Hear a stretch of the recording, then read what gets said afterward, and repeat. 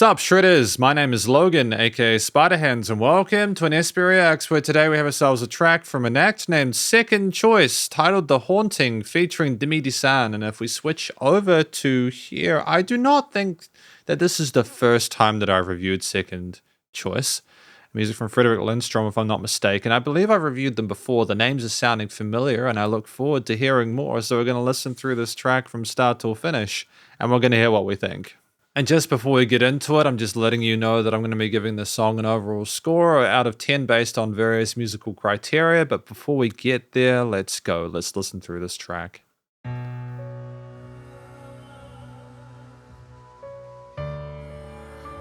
A very somber track indeed.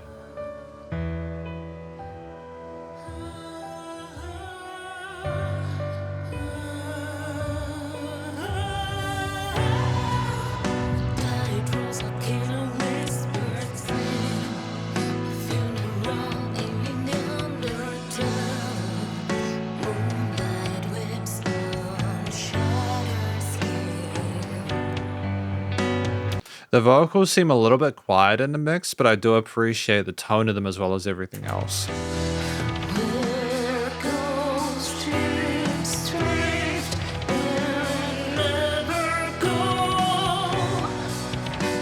There we are.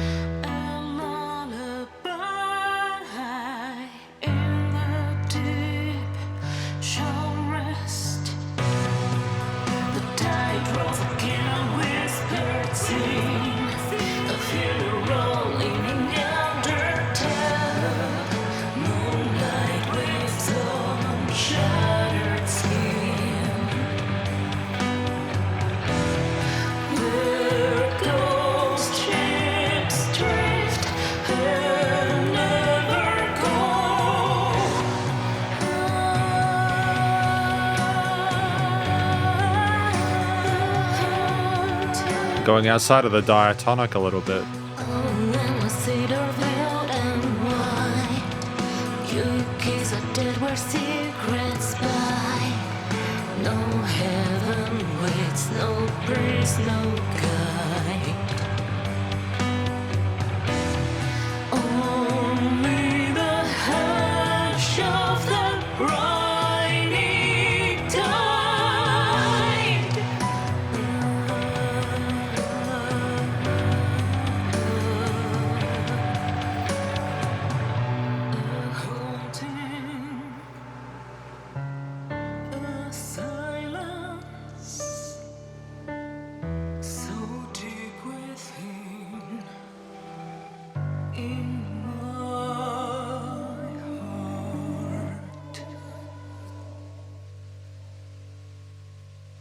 I don't know how to feel about that one.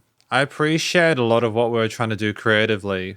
I'm just not sure if I necessarily enjoyed this. No, that's a tough thing to say. We're going to talk about it more in the conclusion. And so welcome to the conclusion, where today we have ourselves a track from an act named Second Choice titled The Haunting featuring Dimi De San. Now, I gave this song an overall score of 7.1 out of 10, which I don't think is a bad score. I think it's a good score. There were some things I really appreciated about this, and there are some things I'm sort of going to talk about outside of that, which I feel are not done incorrectly, but are things I just need to be transparent about as a music reviewer. And if they were deliberate stylistic decisions, then they're what they are, and that's totally fine. I think that The Haunting is a track where we're discussing destruction of, people being lost at sea, the ships getting sucked in by the sirens and crashing, and people dying.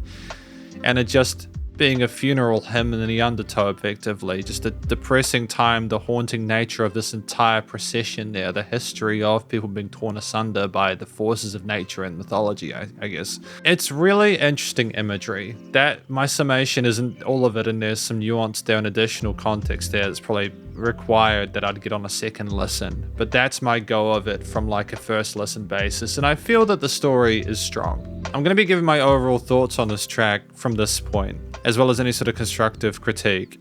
It's a song where I think the vocals are sung by someone who is very competent as a singer. And the vibrato that they use there, the wide vibrato, the double tracking, the operatic elements there where we go into our sort of like our full voice, and it's just tremendous. We clearly can sing well, and we're hitting those notes cleanly, and it's fantastic. I question some of the note choices within some of those melodies and harmonies and how they integrate with the rest of the arrangement. Not because I feel that it was done incorrectly, but because they're just some very firm choices. Like, we did occasionally go chromatic, and while I appreciate that we don't always need to stay within the major or minor scales, this being leaning towards the minor because of the subject matter, which I feel is appropriate. I think it was a risky move to include some parallels there in terms of the majors in a way where it almost became a bit sort of like manic and dissonant. And that's a subjective thing, but it's something I point out. Vast majority of the time, the choices we made in terms of the intervals and stuff like that made sense. Occasionally we went for some fourths or some very sort of regal, otherworldly parts, which I suppose would make sense with the sort of, again, the dissonance we have with the subject matter and the emptiness we can feel, as well as the grandiose nature of the ocean. They're just choices which I feel were sung well by a vocalist who clearly knows what they're doing. And yeah, those are my thoughts on it. It's just some interesting and unexpected decisions that I feel were a gamble. And I guess it'll depend on what the ultimate meaning of the song is, as opposed to in terms of whether they work or whether they're just there to sort of provide more context and interest. I think outside of the vocal performance, which again, I think is really well implemented, like they have sung really well. The words came through clearly for the most part. Really happy with the technical performance of it. The keys that we have at the start of this 4-minute track with varying... Are there verses and choruses? It's either split into 3 with verses and choruses, or they are separate sort of stanzas. There wasn't a set, innate, purposeful, catchy part to this. We're not going for a progressive... this is clearly not to be an upbeat, get you sort of like dancing and flaunting around sort of track, which I don't think all music needs to be honest. The heaviness is rounded out, for example, by the weight of those keys that we have there, working right within the low end, whilst we have the vocalist come in those early stages. I like that the piano is fleshed out and confident in its ability to be able to communicate the drama and sadness of the piece in a way that's not too over the top. And I think that when we have those kind of crispy guitar parts coming on the right side there with some distorted notes leading into it, it's effective as well. It's not too dominant in the mix, but it colors the frequency spectrum well as provides further interest within the sides of the headphones to sort of flesh out the music and make it a bit bigger. There's also some interesting stuff going on with the drums. There's a lot of different grooves and patterns across the entirety of that acoustic kit, and I can hear those room shots and you can tell that it's been a room recording, and I have to show some love for that, sincerely. I think that it's a really great performance on the kit there. I like that it's very grounded with an actual kit with the room sounds and the clicking of the sticks and stuff like that. I feel like having people wait and go along the story and tell it is, you need that organic kind of feel to the way it's performed. It's a very elegant performance on the kit there with tightness across the main 4, quarter, 8th, triplet, and 16th note grooves. There were some interesting tom patterns as well as cymbal parts. Yeah, I'm just listening back into it. The funeral hymn in the undertow, I think it's a deliberate choice to make it sound a little bit manic with some of those vocal harmonies. They were trying to infer a sense of corruption there.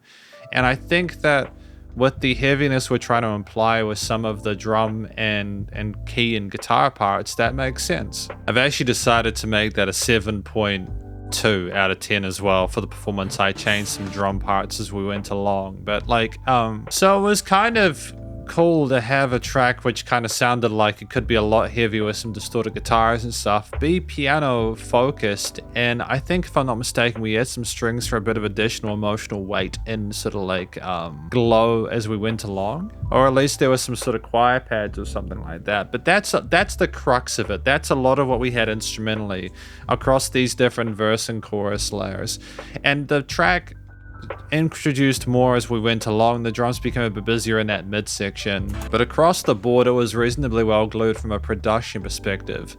And I think the journey was listening to the story from the vocalist as we went along, Dimi De San, and finding out more about the situation as we adventured forth. Thematically, I think the tone of the piano, drums, bass, guitar, strings, everything else, as well as the way it was sung, it was incredibly... You could hear the pain on the mic.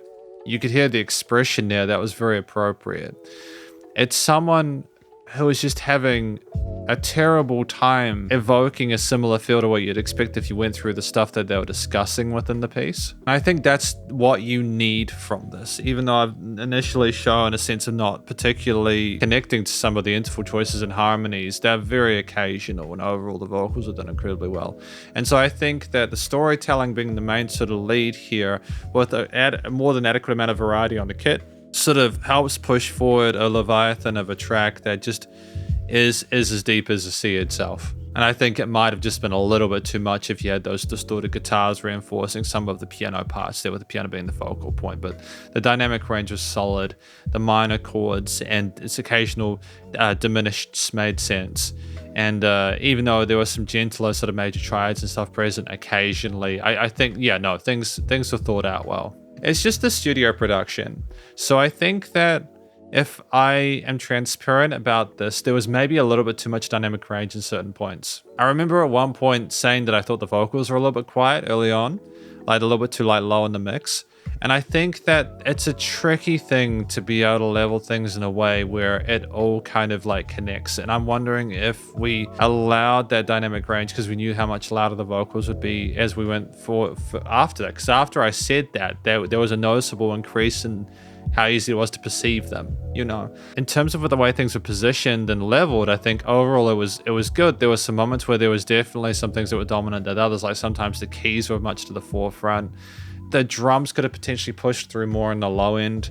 The bass was reasonably well balanced there in the low end with the root notes being adhered to and everything like that, and it was supportive in that regard. In terms of a full sounding track, we niched stuff well in the freak spectrum and nailed that. You could have potentially made room for things. You could have potentially added more compression. You could have potentially have lowered different instruments via automation as we went through, or played them more quietly and kind of built things up.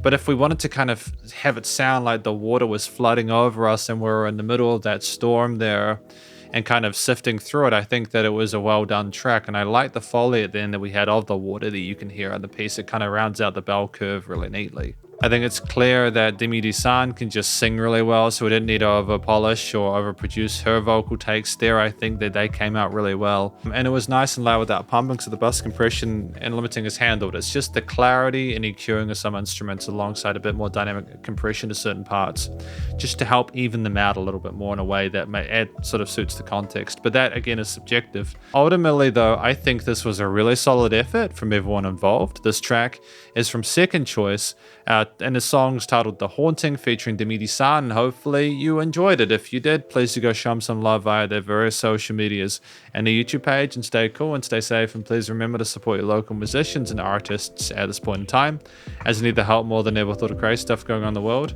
And I'll catch you in the next SP Reacts. Spiderhands out.